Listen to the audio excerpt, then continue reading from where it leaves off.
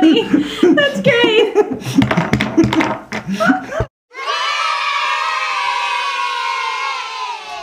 Greetings, people of Earth. I'm Mr. Teacher. And I'm Answer Girl.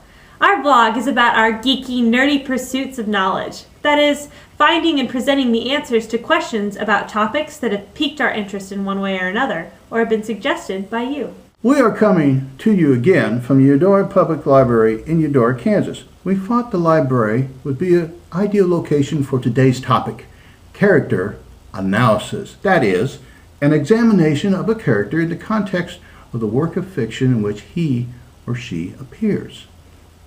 Character analysis is more than just another type of assignment that teachers love to challenge students with.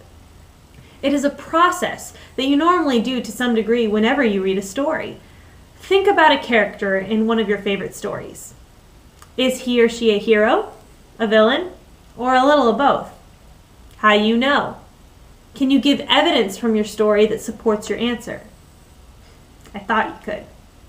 As an example of character analysis, we will examine the great fictional detective Sam Spade from The Maltese Falcon by Dashiell Hammett. We will address the 10 points of analysis from the article How to Write a Character Analysis from eNotes.com. This is not meant to be a complete analysis. We have on purpose kept our answers short and a bit lacking of supporting evidence. We did this because of time and because we don't want to do anyone's homework assignment for them. We want you to read the book and come to your own conclusions. Number 1. Pay attention to the character's ethics. Does the character make just or unjust choices? Sam Spade is no angel. He's been romantically involved with his partner's wife and became romantically involved with the lead female character. However, almost all of his actions during the course of the story were done in the underlying purpose of finding the identity of his partner's killer and bringing them to justice. Number 2. Decide whether the character's actions are wise or unwise. Spade made unwise decisions in his choice of women.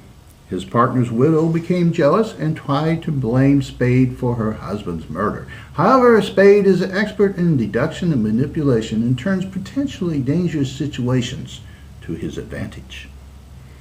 Number 3. What is the character's motivation? You will want to also consider why the character is acting or thinking in a particular way. Has the author given you any clues about the character's past? Spade is an experienced private investigator who has had previous dealings with the story's law enforcement characters and knows how the system works. He is investigating a murder and thus is examining the motivation behind the other character's actions. Number 4. Consider the effects of the character's behavior on other characters. Spade's actions led to the capture or death of the 4 characters who were looking for the Falcon. Number 5. Look for repeatedly used words that describe the character. Those words often give insight into a character's psychology and motivations. Spade is described several times as having yellow or yellow-gray eyes, which may be a symbol of his intense internal emotions or conflict. Be aware of items associated with the character. They may say something about his or her state of mind. When Spade unwrapped the Falcon, he got so excited he didn't notice he was standing on the dead captain's hand. Number 7. Read between the lines. Often what a character does not say is just as important as what he or she does say. When Tom Pullhouse detected the scent from Joe Cairo's silk handkerchief and turned his head to scowl interrogatively at Spade, Spade winked at him and went on rolling a cigarette. We'll leave it to you to interpret that nonverbal exchange. Number 8. Is the character flat or round? A character is considered flat or static when he or she does not experience change of any kind, does not grow from beginning to end. Round characters are those who do experience some sort of growth. Spade did not change the way he reasoned things out, but he did experience possible love. Is this a change? Only in that he had to overcome his feelings to bring the murderer to justice. Number 9. Consider the historical time period of the character. Refrain from making modern judgments about the past. Put the character's actions and thoughts in context. The book came out in 1930. Spade is a detective of that time and environment. Number 10. Finally, what does the author think? Look for any of the author's own judgments about the character he or she has created. The author may be directing you towards an intended interpretation. A clue may be found towards the end of the book where Spade says, "Don't be too sure I'm as crooked as I'm supposed to be.